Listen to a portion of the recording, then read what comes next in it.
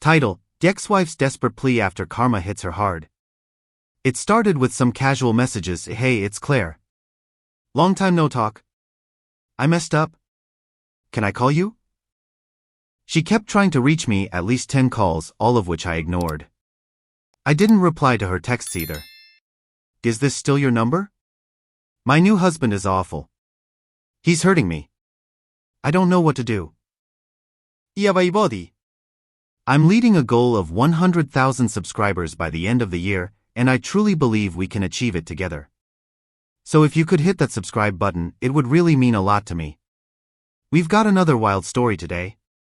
As usual, I'll put the post up on the screen for you, but you've already seen the title. Let's dive in. My ex-wife, Claire, who left me for the guy she was cheating with, is now reaching out. Turns out, the guy's been mistreating her. Honestly, I couldn't care less, but now I'm being criticized online for it. Here's my story. I'm 31, Claire is 35. We got married right after I finished college, when I was 21. We were married for 5 years. During our marriage, I thought we were happy, at least I was. I worked in IT, and we didn't argue much. Our sex life seemed fine too, until one day she became distant. We went from being intimate regularly to barely once a week. The last 2 weeks? Nothing at all. I eventually caught her when she left her phone out. There it was, a selfie she'd sent to a number I didn't recognize. My heart dropped, but I stayed calm and snapped pictures of the messages. The texts revealed everything I needed to know. She'd been seeing some guy from the gym, someone whose membership I was paying for.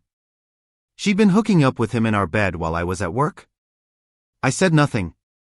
The next Saturday, when she went to her yoga class that always took 3 hours, I packed up and left. I had consulted a divorce attorney beforehand, so I knew I'd be fine. Claire had inherited around $200,000 when her father passed, but we had no kids and she wasn't entitled to anything from me. The divorce papers were left on the kitchen table. She freaked out, bombarding me with calls, texts, and apologies. Her friends started leaving nasty messages too, calling me a coward for ghosting her. But I didn't care. The only person I contacted was her boyfriend's wife, who promptly left him. After our divorce was finalized, she married the guy. The only other time I saw her was in court. Her new husband tried to act tough, but I just laughed at him. I've been on dates since, even had a few hookups, but I've stayed single by choice. Honestly, I still feel disconnected from the idea of falling in love again. During our marriage, Claire had isolated me from friends, but I've reconnected with them now. I don't use Facebook much, but apparently, Claire's been spreading rumors that I was mentally abusive. She even tried getting me fired by contacting my boss. Luckily, I had saved all her texts, where she admitted to cheating and begging me to forgive her. My boss sympathized and gave me 2 weeks of paid leave to recover. Fast forward 6 years, and I'm still working at the same company, but doing better financially. I have my own apartment, savings, and no one to answer to. I'm happy with my life.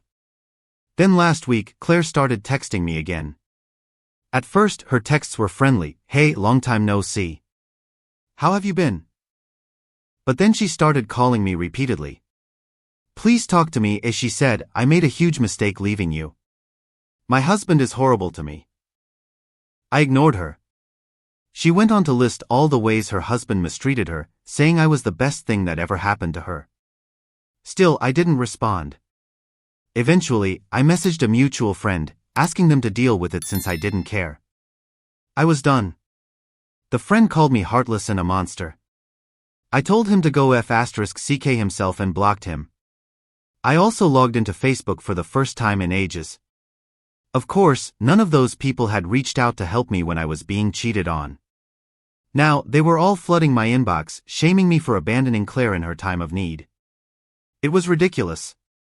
I finally decided I had enough and posted all of Claire's old and recent messages online, where she begged me for forgiveness and admitted to cheating.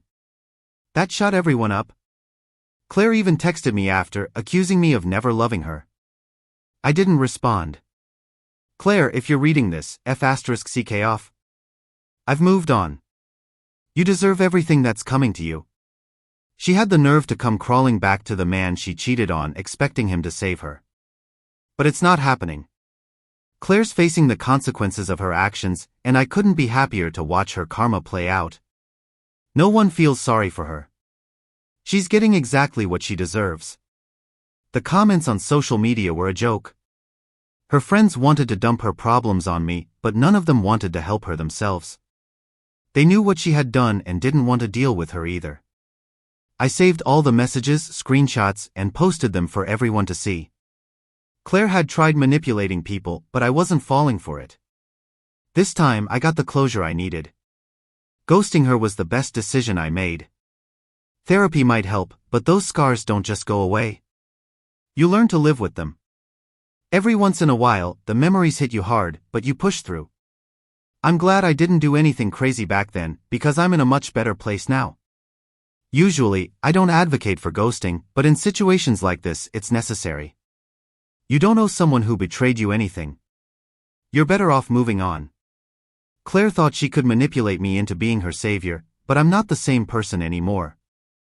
I've moved on, and I hope others in similar situations do too.